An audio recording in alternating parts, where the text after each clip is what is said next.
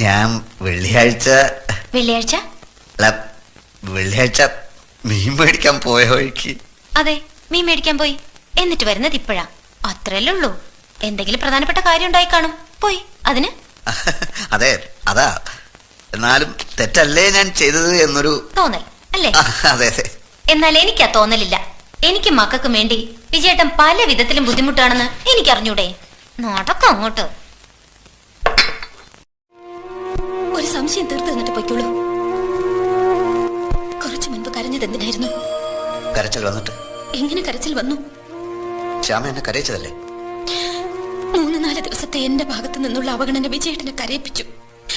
എന്നെയും മക്കളെ മാസങ്ങളോളം അവഗണിക്കുകയും ഉപേക്ഷിക്കുകയും ചെയ്തപ്പോ ഞാൻ ഇവിടെ ചിരിച്ചോണ്ടിരിക്കുകയായിരുന്നു എന്നാണോ കരുതിയത്? പോവുകയാണത്രേ. എവിടേക്ക് എവിടേക്കെന്നാ ചോദിച്ചത്? അച്ഛനും അമ്മയും ബന്ധം ഒഴിയാൻ നിർബന്ധിച്ചു.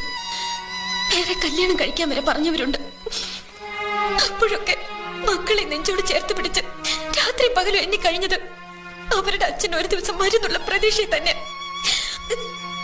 പോയിക്കോ, എവിടെയാന്ന് വെച്ചാ പോയിക്കോ, ഞങ്ങളെ വിട്ടിട്ട് പോയിക്കോ.